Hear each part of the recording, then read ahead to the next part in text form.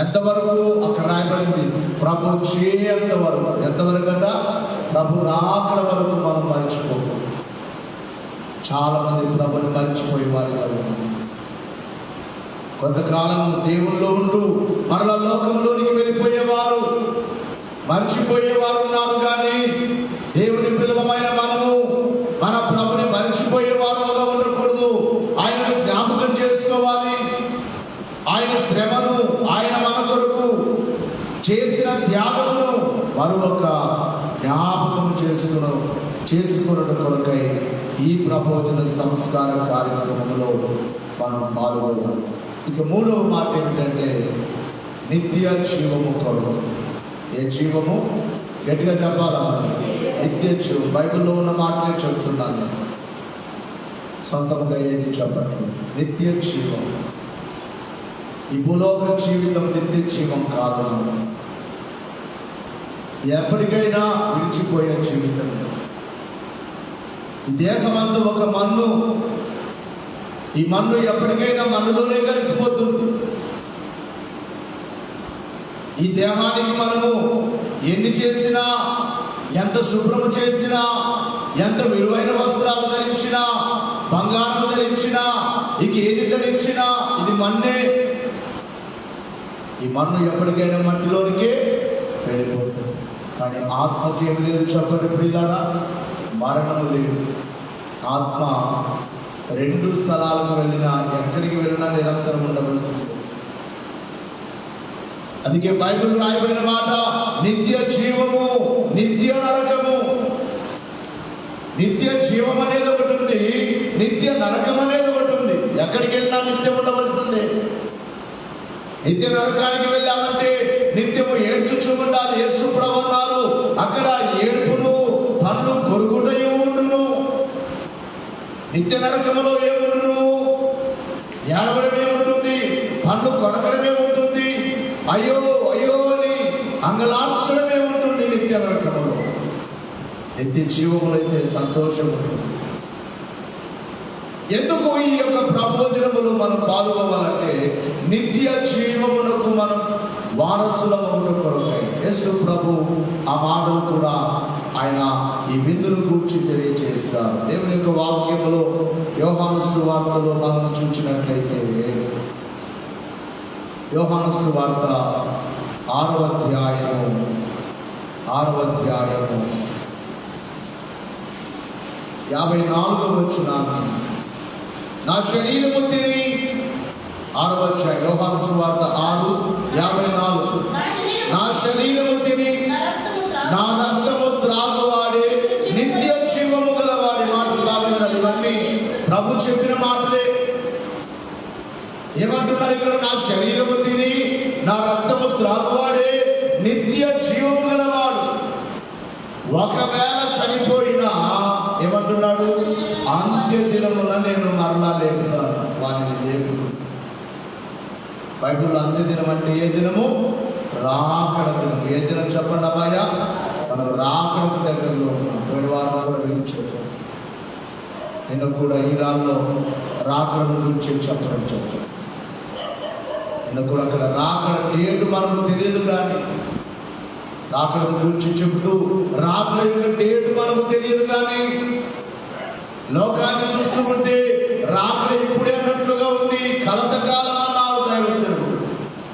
లోకము కలతతో ఉన్నది.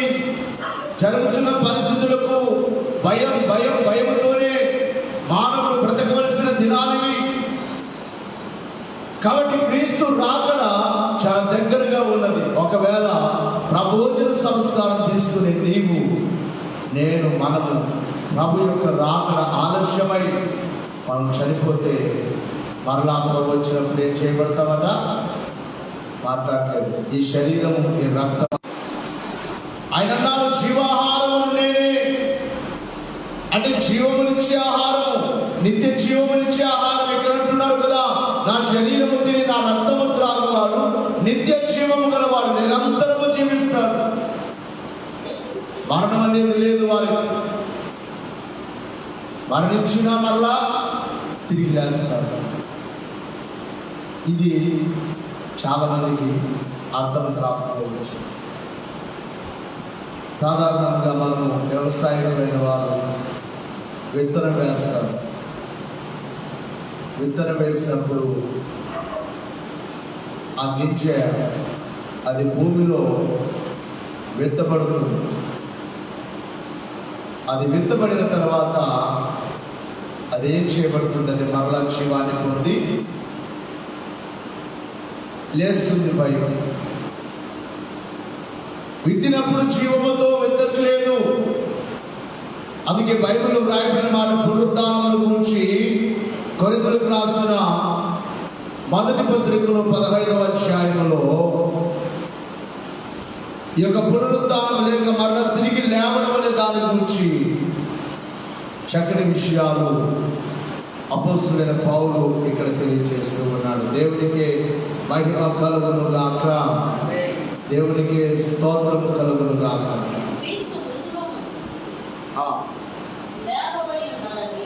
గమనించాలి ఒకసారి 42వ వచనం చదువు.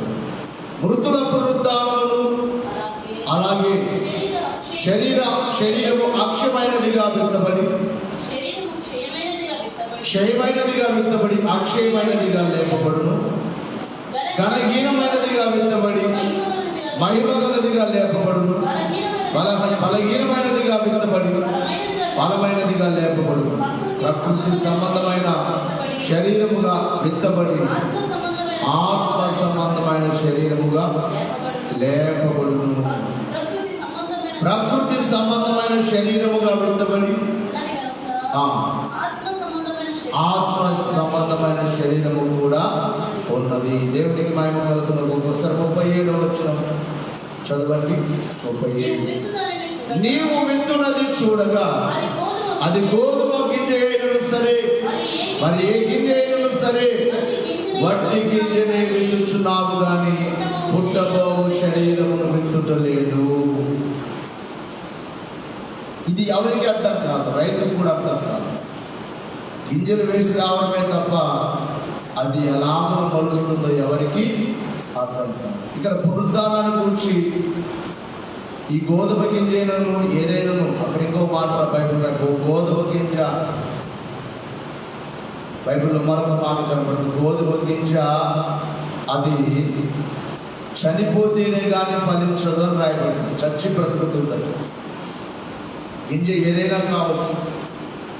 మీ అందరికీ చెప్పే మాట ఏమిటంటే, నిత్య జీవాన్ని పొందుటకు ఒకవేళ రాకడ ఇప్పుడే వచ్చి మనం రాకడకు సిద్ధపడినట్లయితే ఇలాగే వెళ్ళిపోతే ఇక మరణం లేదు, నిత్య జీవమే. రాకడ ఆలస్యమై చనిపోతే ఈ గింజలు ఎలాగైతే భూమిలో పడి చచ్చి బ్రతుకుతున్నాయో, రేపు క్రీస్తుని నమ్మిన బిడ్డలందరూ కూడా మరలా తిరిగి లేస్తారు. లేచి వారు ఆ నిత్య రాజ్యములకు వెళ్తారు. ఈ యొక్క ప్రభువు శరీర రక్తములలో అంత శక్తి ఉన్నది. కాబట్టి క్రమముగా ఈ సంస్కారాన్ని తెచ్చుకోవాలి. అయోగ్యముగా నరకామను రెండవ మరణము లేదు. మరికొన్నాళ్ళకు వచ్చు మరణము అరాలోక పురమునకు ద్వారము మరణమని పిలువదు. ప్రభు సంస్కారపు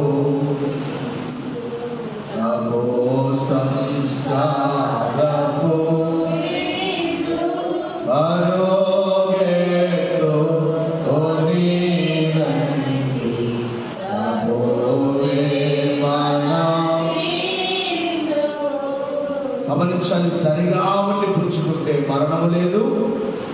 చెప్పండి అమ్మాయ, నరకము లేదు అన్న. మరణము లేదు, నరకము లేదు. అందుకని సరిగా ప్రతి ఒక్క నెల ఇక్కడ ప్రతి నెలలో ఒక సోమవారం మందిరంలో సంస్కారం కార్యక్రమం జరుగుతుంది. అన్ని సంఘాల్లో ప్రబోధన సంస్కారం. ఒక మార్గం చెప్పాలంటే, మీకైతే నెల నెల కానీ మాకు ప్రతి వారం ఎక్కడో చోట సంస్కారం, దేవుడి సేవకులుగా 6 సంఘాలు కనుక ఏదో ఒక సంఘం కురుగుల్లో ఒకసారి, లక్షపురంలో ఒకసారి తీసుకోవడానికి అవకాశం ఉంది. అయితే క్రమముగా తీసుకోవాలి, చాలా జాగ్రత్తగా తీసుకోవాలి. ఈ సంస్కార కార్యక్రమాన్ని ప్రభు ఏర్పాటు చేశారు కనుక ఒక ప్రత్యేకంగా ఈ కార్యక్రమం జరగాలి. ఈ రోజుల్లో చాలా చోట్ల, కొన్ని చోట్ల చెప్తున్నాను, మాస్టర్ గారు ఇవ్వకుండా సంఘములో ఉన్న స్త్రీలతో లేకపోతే యవన బిడ్డలతో మీరు తీసుకెళ్ళేవండి అంటున్నారు. అవే వారికి విరిచిచ్చారు. ఆ తర్వాత అపోస్తలులు ఇచ్చినట్లుగా బయట ఒక ప్రత్యేకముగా ఈ కార్యక్రమం జరగాలి. ఇక మూడవదిగా చూసినట్లయితే నిత్య జీవము కొరకు ప్రభు నేడు రేపు వచ్చినప్పుడు ఆయన రాకడలో ప్రాణంతో ఎగిరిపోవడానికి కొరకై